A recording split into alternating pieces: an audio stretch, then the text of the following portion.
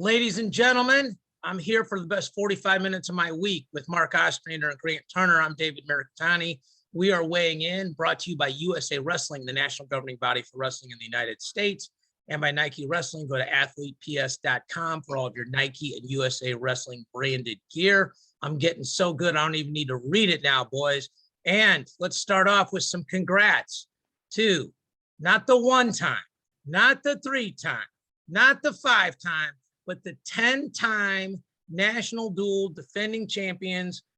This one had to be sweet after how the nationals ended last year. Grandview University, Grant Turner, congrats, man. Thank you, bud. Appreciate it. It was a really cool event. The multi-division national duels is always an awesome event when you get all the divisions together. It was not a typical national duels. Wartburg and Augsburg were both not there. I mean, they've been one of those guys has won the national duels, I think, every year for the past 20 years. Even within the NAI division, we had about 3 teams not be able to be there for COVID reasons. Some of the other women's teams couldn't come there because of COVID, but Louisville was a great host city, and yeah, we had a really good time. We ended up having a lot of success and winning in the finals. So hats off to everybody that was able to compete there. But yeah, it was a lot of fun. To quote the understated Adam Feller's winners win. So I'm just going to say that. I will say this, shout out to my former partner, Andy Hamilton, who got maybe the coolest picture of the weekend. It's, if you guys haven't seen it, it's the Grandview bench going crazy, I think during the 125-pound match, if I'm not correct, during the finals, because Big Upstead, you guys played a little lineup juggle and did it correctly, rolled the dice and won. And white men can jump. Grant Turner and Grant Henderson both proved that. I sent a text to Henderson too. Even Nick Mitchell had some ups. It was Andy Hamilton. He's a wizard, and he caught a really cool moment after that upset. And hats off to Orem and Esco. That was such a great match. That was number 1 versus number 4, reigning NAI national champion. Tough fought match, last second takedown, and I was doing that in suit pants, boys. All the way up there. Like I had to check and see if my pants had ripped after that. That would have been like a Curb Your Enthusiasm episode. Like, oh no, I didn't bring a spare. Yeah, exactly. That's awesome.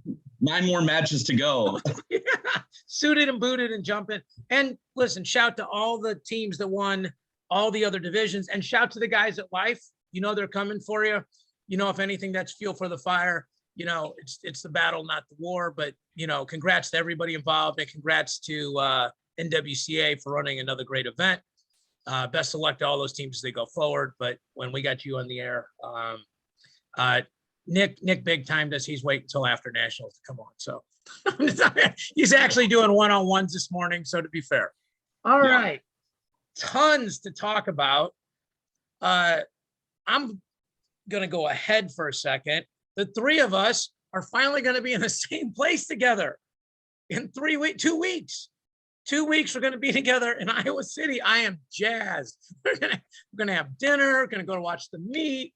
We're working on something really cool that hopefully we can announce next week. Might audience participation, some cool stuff. Maybe I can talk GT into throwing some Nike swag in there for some people to participate. But super excited. You guys are 2 of my best friends. To get to do it in person will be awesome. All right, let's start. Let's start international side while I pull the screen up here and some other things. Jaden Cox, Cliff Keen Wrestling Club. I'm right about 12% of the time, so I'm going to point this out. I said this months ago. Went with KJ. What do you got, Marco? What do you think? Hope he's found a home that he'll stay at for a while, and I hope it works out for him. I think Jackson being there was a big reason that he went. He's got great workout partners, got great coaching. I think it's a win-win for him. I just hope this is, a place that he's comfortable, can start training again and doing the things he needs to do because obviously we know how quality of a wrestler he is. I want it to work for him. Yep. GT, you and I talked about this off air. That kind of made a lot of sense. Like, to me, it was the combination of he gets to keep KJ and he gets to add partners, which he frankly didn't have at the OTC, right? Like, guys would come in and rotate, but now he's got on a regular basis. He's got Brucky, he's got Amin, he's got Ringer, he's got Sergey, who's a freaking wizard. He's got Bourmet, who had Illinois winning Fargo and junior duels every freaking year. And they got money. They'll fly people in. Like, this is what they do. So, CK Wrestling Club, at one point when I was calling the 2019 Worlds, had more people qualified for the World Championships than USA Dub. Obviously, USA Dub came through and crushed it. But that's a really, really good RTC to go to. It feels like, besides cold weather, it feels like he'll probably like almost everything about it up there, right?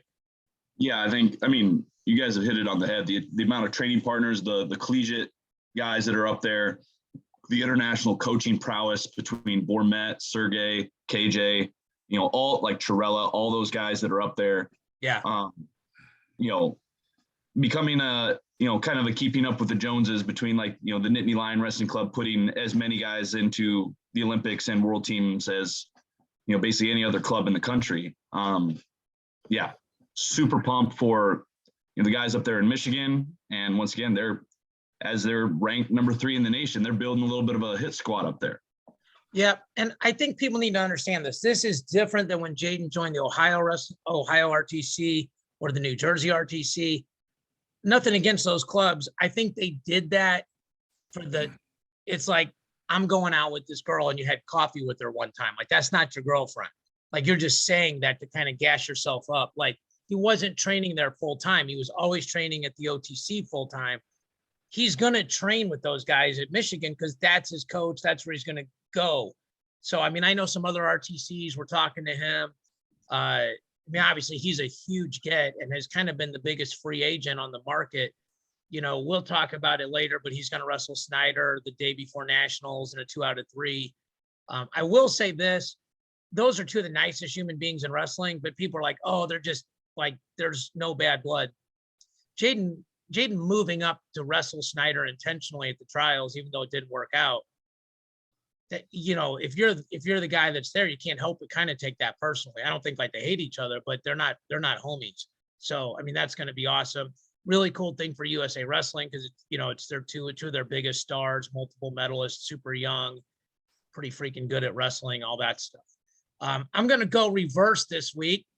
We're also going to slowly implement something. GT had a great idea about doing sort of buy or sell.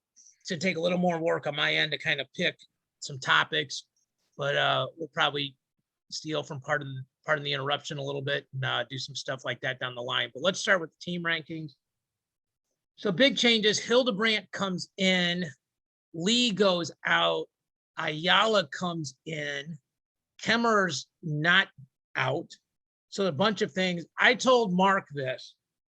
I've never been more all over the map. I watched Iowa wrestle Friday, and even though they beat Minnesota, I'm like, they're not wrestling very well. Jaden barely won. Kemmer looked flat.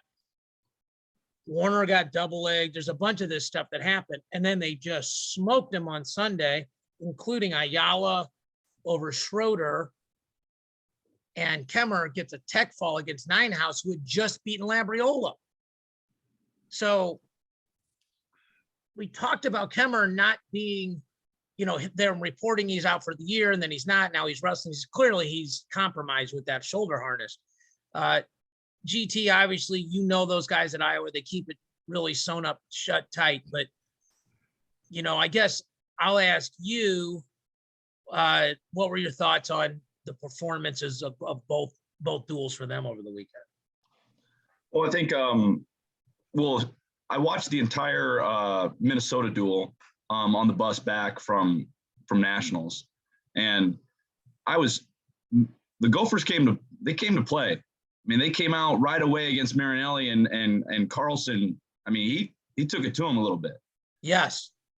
And then as the duel, kind of got into a little bit, Kemmerer had, he's back and doing what he has to do. Once again, I think Kemmerer is going to be just fine.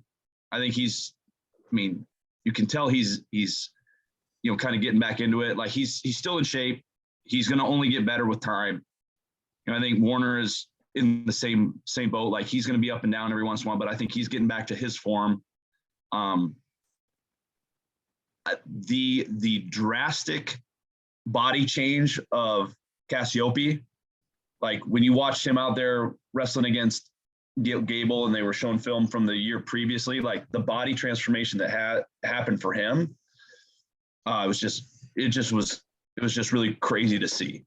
And then Gable just basically dismantling, Tony, like just basically, just picked him apart. Now, once again, I think, Tony will have a better maybe game plan next time, but I mean, Gable just looked on another level. And then of course, Ayala coming out and then, fast forwarding to Purdue, beats up on Schroeder. Yeah. Who's a, Big Ten finalist, beast. And I have a lot of respect for Schroeder as well, but Ayala just looked good. Yeah. He could be a problem for a lot of guys. So I agree with all that. Mark, you're a longtime Iowa resident, Iowa fan. We've talked numerous times, all of us off the air, on the air, about getting Carver Hawkeye. I thought what happened after Gable's match, I thought all the pictures, the videos of him signing autographs for people before the match, after the match, Dan Gable, some pictures there, just two Gables talking about wrestling. There's a ton of cool, quotes and posts about that. I know the Carver Hawkeye people, if you're not from Iowa, like they can get kind of rude and get on you, but I was super impressed with, they kind of remind me of St. Louis Cardinal baseball fans. Like they recognize greatness and applaud greatness. It's the first time I ever seen a standing ovation. Maybe I just missed it, but for an opposing wrestler. What were your thoughts on that, Mark? Because to me, that felt, if not historical, certainly relevant. Yeah, it was real. Fans in Iowa love wrestling. They love competition, and they may not like the other teams, but they respect the guys that are out there. And Gable obviously is one of the elites that's ever come through college at any weight. And what he was able to do to Tony, I mean, he just, like you said, he just dismantled him, Grant. And, that's going to happen. He's just that much better than everybody else. I think he could probably do that to every single person that he's going to wrestle this year. He's just that much better. And for the fans to stand up and give him a standing ovation.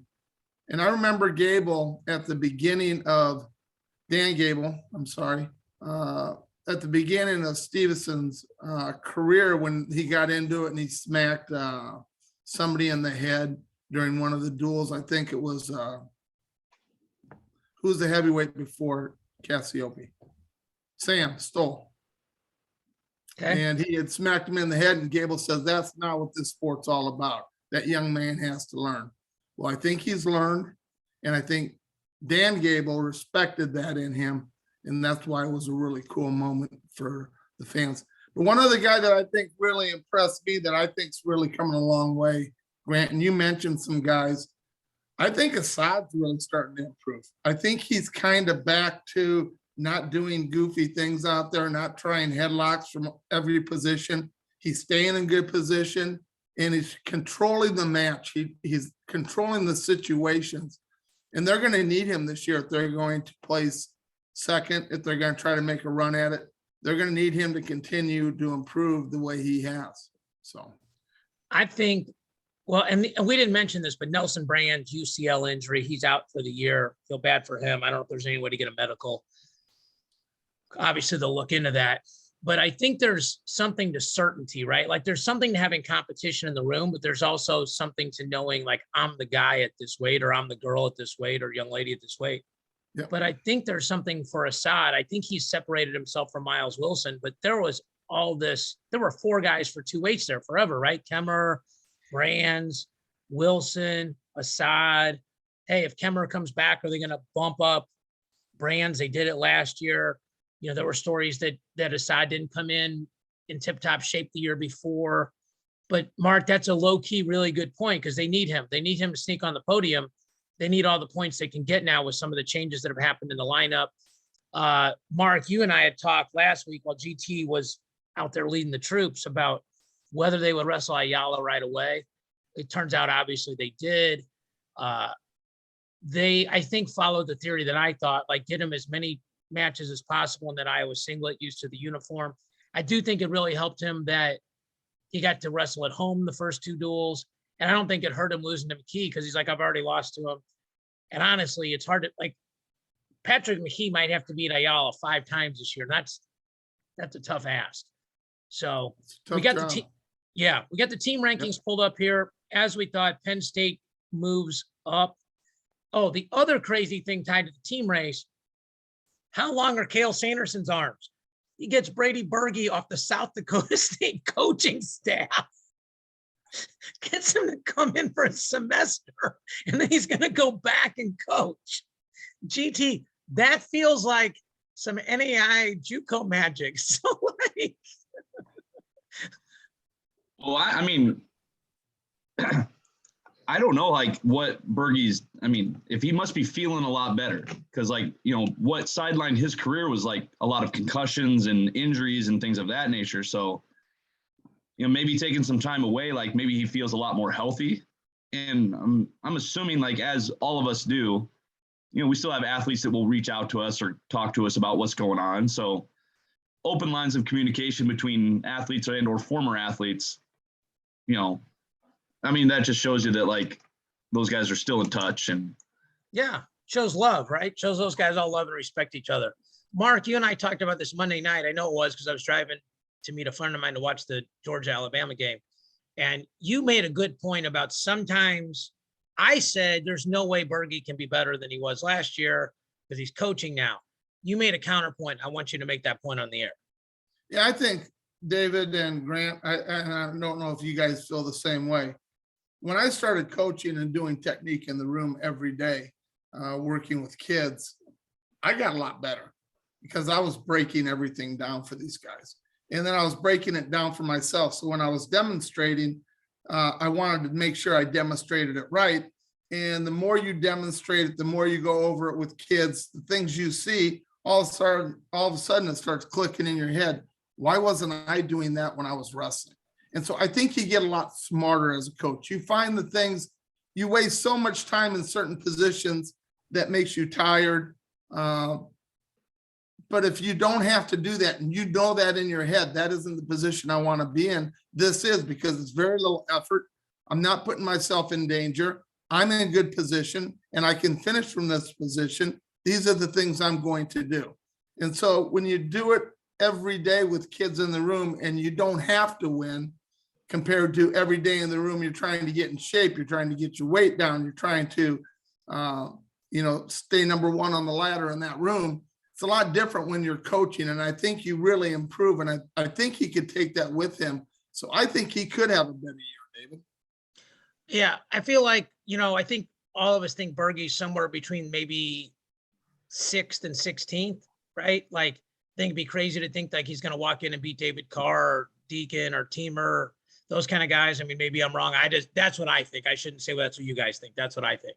But if he can sneak in and score 7th and 8th, or even if he can go 2 and 2, but get a pin and that's 4 extra points, who knows? I mean, we looked at the team race last year on paper and all of us said it'll be closer than what it's on paper.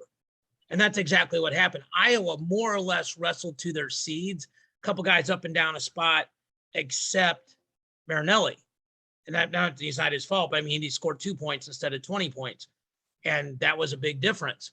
So, Penn State, as we've reiterated, has 4 guys ranked number 1 and 1 guy ranked number 2.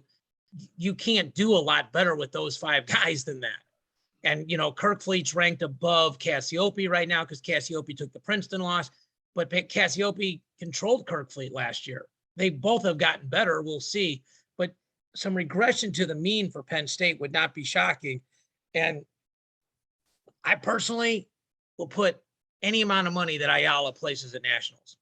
I just think he's going to. Like, he just reminds me of any of these Iowa guys that wrestle super hard on the back. Not the same style, but like a Morningstar, if he loses, he's going to run over glass and through fire to freaking score points for you.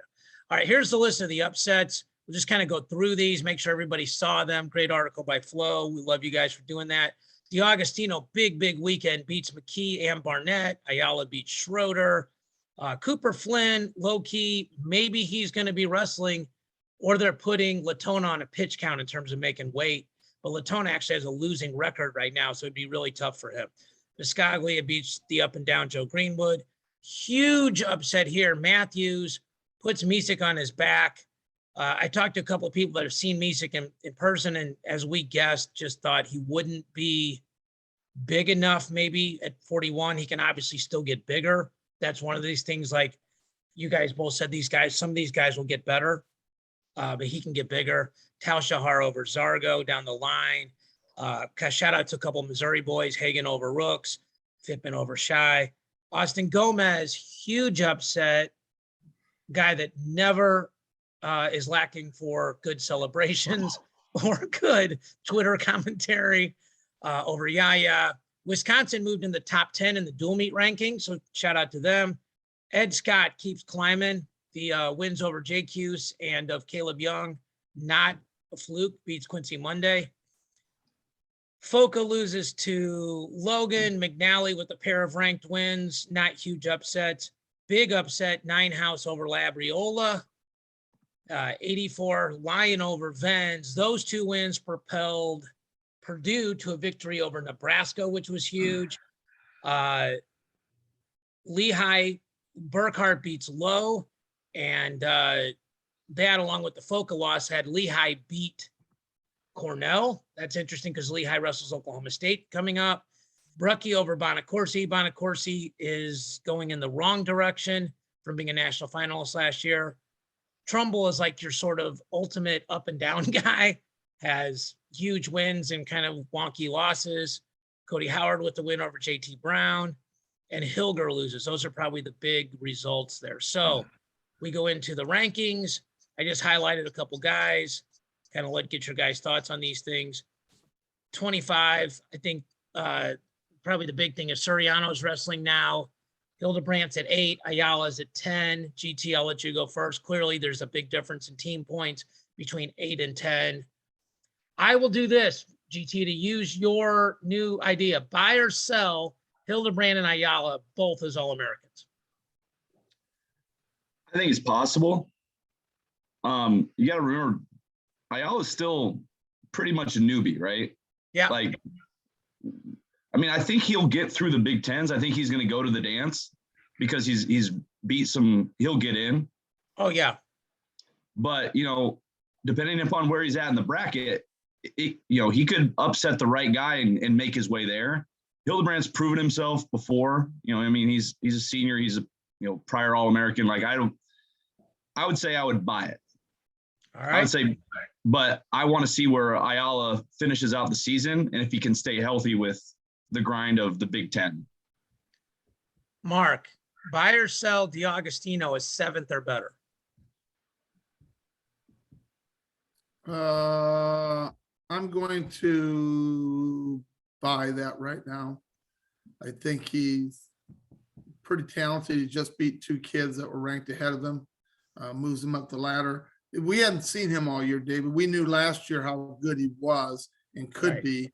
And so this year he's actually showing that, yeah, I'm back. I'm ready to go. All right, 33. I just highlighted Rayvon Foley because he's having a really good season, pretty low key. I think a lot of us, I shouldn't say a lot of us, I thought maybe he would struggle moving up, but he's so tall. He can definitely handle the weight. Michael McGee has moved himself up into that 4 slot after that win. All right, Mark, buy or sell Foley as an All-American? I'm going to sell.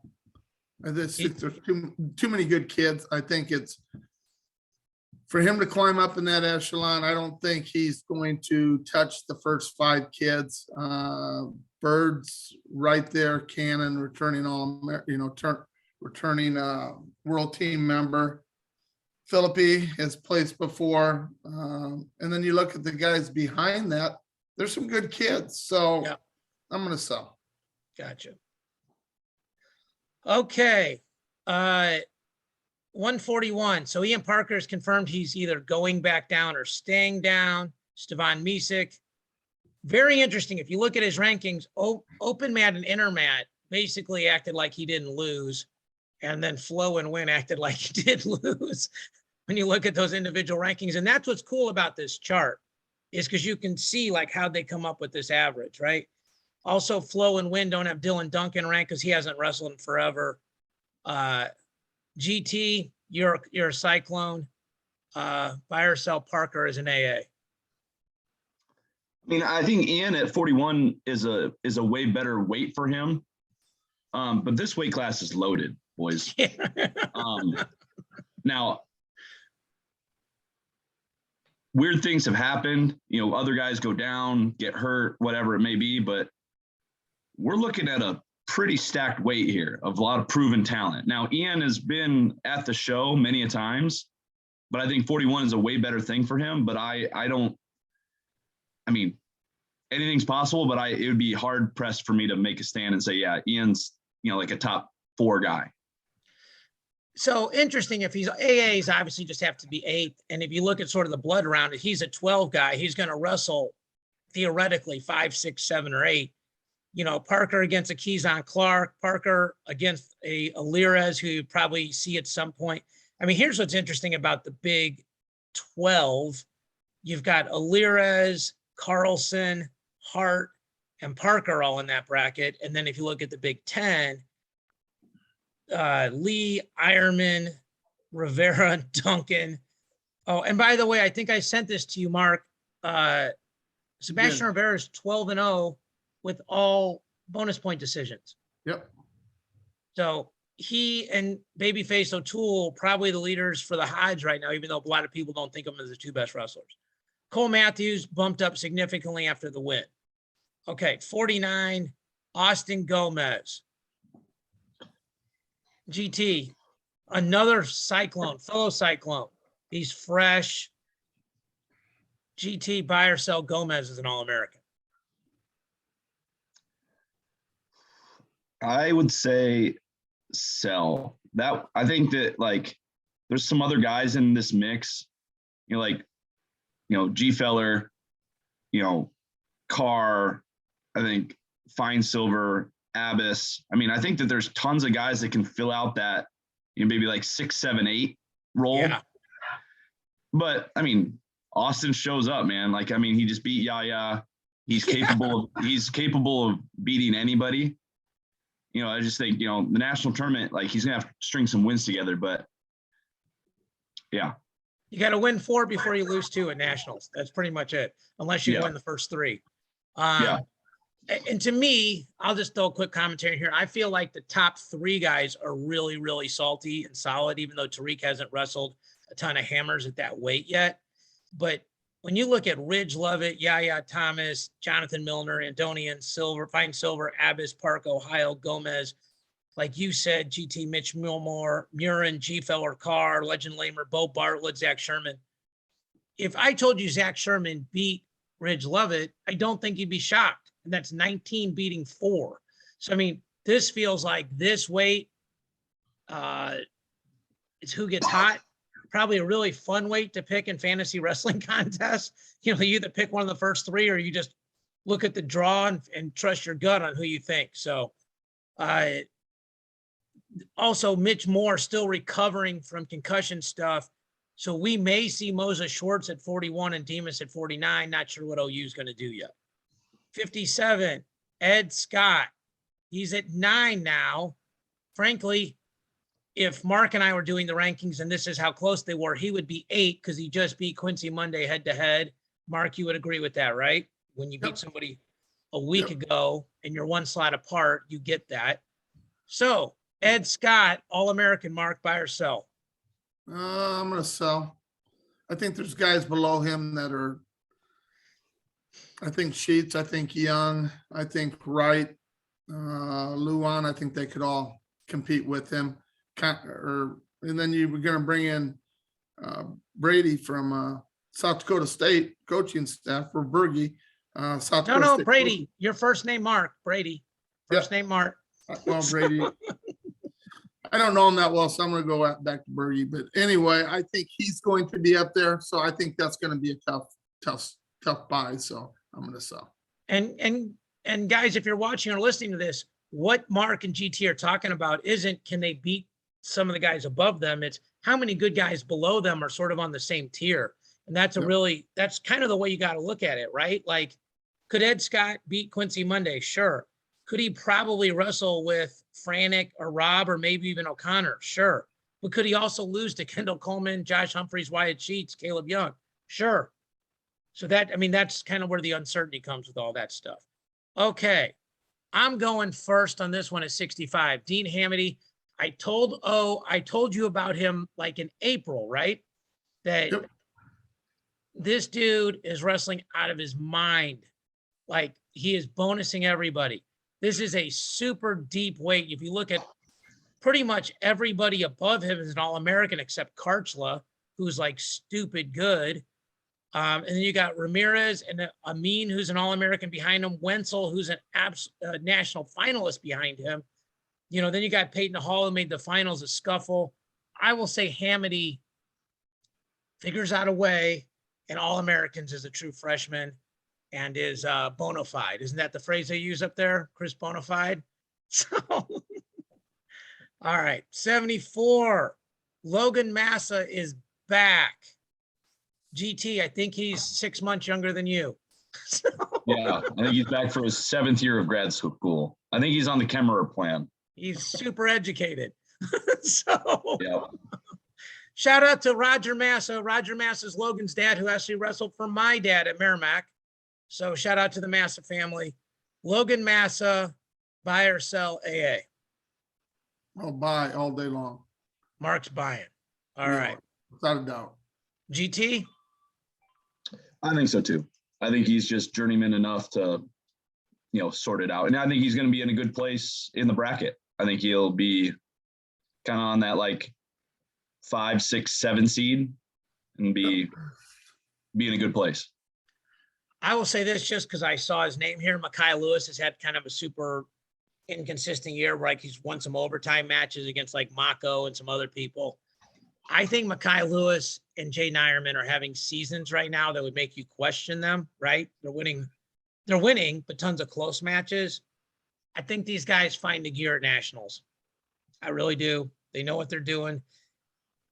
Pat Papalizio said on Matt Chat a couple of weeks ago, he thinks Jaden is just bored right now. He's just waiting for the big tournaments, so we'll see. 84. Okay.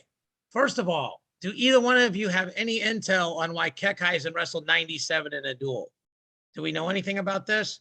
Yeah, he moved up to try to win the duel for him. He weighed in it. He's staying at 84. You know this? Yes.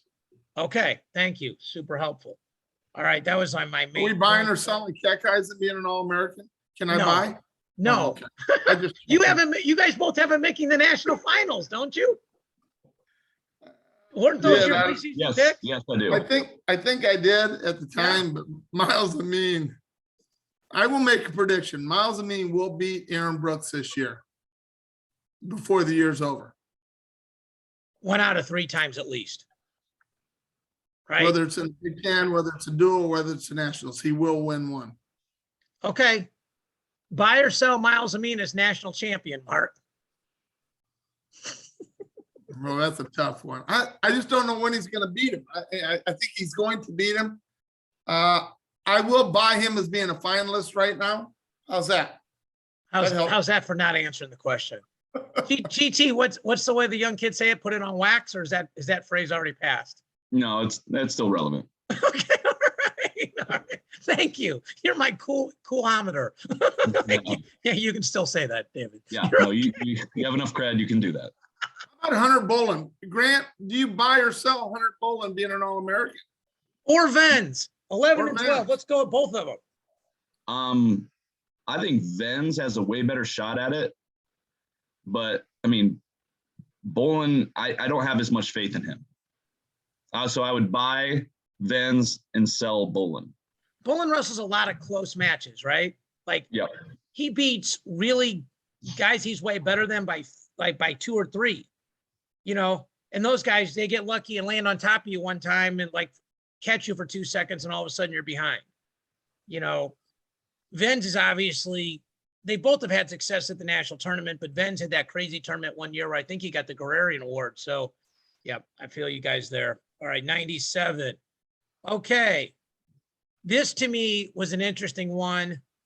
Bonacorsi started the season at 2. He has slid now to 10. Younger Bastida started the year probably off the chart and is up to 12. I won't say who can, the question won't be buy or sell who can spike their headgear harder. I think we know the answer to that one. Younger for the W. Buy or sell Bonacorsi, Mark, as an All-American? So. Really? I think it's too good of a weight, David. The way he's wrestling right now, I don't know who he's going to beat that's above him. And you've got kids below him that I think are, possible contenders to be All-Americans. So, yeah, I would sell. GT, I seem to be giving you all the Iowa State questions, but that's okay. That's all right. That's all right.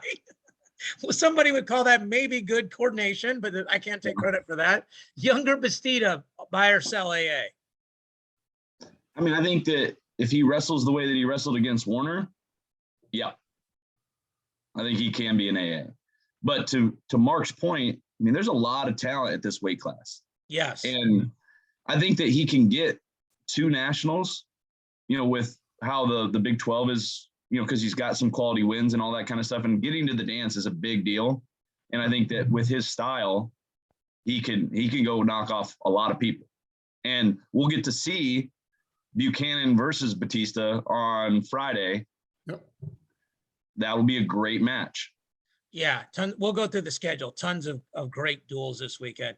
And your point is well taken when you've got Louis Dupre, who's an All-American, Jay Aiello, who was a world medalist, right, at the U23s. World bronze medalist. Shout out to Garland and the Paulson boys. GT may know the Paulsons a little bit. Might have some beard contest things happening there. And and Trumbull, who's had some huge wins, and Cam Caffey and Cardenas, who we all like, and even Tanner Sloan, all below him. It is interesting. It's an interesting weight. Mark and I correctly last year, I will say, predicted that there would be 5 All-Americans at this weight that did not start the year in the top 8. Mark and I are right about 17% of the time, so we're going to harp on that for a second, that we were absolutely right about that one. So, all right, heavyweight. I got 2 of them for you. GT, Gannon Gremmel off the board as a round of 12 or better this year. If I don't know where he's going to school. But if he decides that he wants to compete in this collegiate season and goes to the national tournament, I think he's an All-American. Yeah, off the board. That's who our preseason pick should have been. We were picking non-top 8ers. Gremmel should have been like the pick of picks. Right. Like, okay, well, off the board, like I'll just pick Brock Lesnar. Like he'll just have come out of the woodwork. Be like, he's going to grad school somewhere. I love it. All right. David, I got to stall that. I got a different one for you. I'm going to tell you why. Let me comment on what Grant says. It's different when you're a heavyweight and you haven't been working out for a while, Grant. It's going to take him a lot of time to get back in shape to be an All-American at this weight class. And I think that's going to be really, really hard to do. So as talented as he was last year, and last year was a whole different year. He was in the room every day. He never missed workouts. I mean, that's just what it was. But he hasn't been doing anything as far as I know, and he might be doing something. But to crack this lineup, there's some pretty good guys in there. I'd have to sell that one. I'll make the counterpoint for Grant. A lot of the guys that are in that 6, 7, 8, 9, 10, 11, 12 are seniors and 5th and 6th year seniors. Some of those guys might be physically a little bit, mentally a little bit worn out. If he took a semester off, may come in fresh, may come in hot. We've all coached guys like that. Came in either from injury or an NAI at the semester and came in, got it rolling. But it's an interesting pick. Oh, my question for you is Wyatt Hendrickson, who had one of the more impressive scuffles of anyone, buy or sell All-American. I'm going to sell just because I think it's a really deep weight. I mean, I don't think any of us think those top 5 are not going to be All-Americans. That leaves only 3 spots. You got Hilger, you got Stencil, you got Wood. I like Christian Lance from Nebraska still. I really do. Lucas Davison just had a big upset over Hilger. Not really sure why he's ranked below him.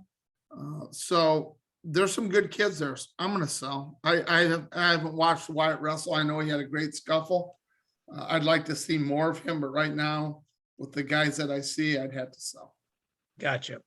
Well, he was a world team member too, right? GT? Yeah. Yeah. He wasn't on the U23 team, but I believe he was on another He's team. on the U20 team with the 2 Mizzou kids that won world titles. Yep. Yeah. So, all right, let's get to. Oh, by the way, before we get to the duels, just posted by USA Wrestling, we have the lineup for the bout at the ballpark. Let's go. Let's talk about that. What do you got? Is it on the mat.com? It just posted by USA Wrestling. So our freestyle team that will be wrestling against Iran will be at 57 kilograms, Thomas Gilman, 61 kg, Dayton Fix, 65 kg, Yanni Diakomahalis, 70 kg, James Green, 74 kg, Jason Nolf, 79, JB the King, 86, Zahid Valencia, 92, Jaden Cox, 97, Kyle Snyder, 125 kg, TBA. Does TBA stand for GS? No. If he wants to make an entrance, you never know. So super salty lineup. First of all, way to go, Grant. Almost like we coordinated this, like went right to the website, almost like we're a podcast on USA Wrestling. Awesome lineup, tons of teams. So Dayton's going to double dip. Yeah. So he'll wrestle AD. Yeah. And then, or depending upon, I think he'll wrestle AD, switch singlets, Matt side, go wrestle Iran. Awesome. Freaking awesome. So, obviously some of these guys are still, I guess just 2 of them are still in college, him and Yanni. Really salty lineup, pretty much most of our number 1s, I think with the exception of Dake and DT and maybe heavyweight, right? So I think Gable did say he was on his way to Texas to wrestle if they bring him. So he also asked for 50 G's. So I don't think that would be a problem getting that. Really? Do you know who's cutting the check? Because I think that's relevant. So I think there's a few people out there that would love to see him wrestle against him that would be willing to cut the check. All right. Tons to get to here. I'm just going to preview these because next week we'll hopefully pick a duel or 2. Michigan, Ohio State on Friday night, ASU at Pittsburgh, Illinois, Rutgers, Iowa at Northwestern, Nebraska at Minnesota. Those are sort of your headliners on Friday night. And then Sunday, Wisconsin, Minnesota. I had highlighted Mizzou, SIU, Edwardsville because I was on the call for that, but that meet just got COVIDed. And then Rutgers at Penn State. So we should see Sebastian Rivera, Nick Lee. So next Friday, boys, next week, I think we make some picks. We pick Penn State, Michigan, maybe VT, NC State, Iowa, Ohio State. So there's a bunch of good duels, sneaky good. There's I think Friday night, if you're not going out, good night to stay in. Ton of really good wrestling to watch. BTN Plus, ESPN Plus, all that kind of stuff. So let me stop the screen share. Once again, congratulations to all the teams from the NWCA duels, including the ladies, especially Life University won the women's title first time down there. That crew's doing a great job. Shout out to Nick, GT, Grant, Reedy, all them guys over at Grandview. My favorite 45 minutes of the week. I want to thank everybody for watching and listening and sharing, and we'll see you all next week.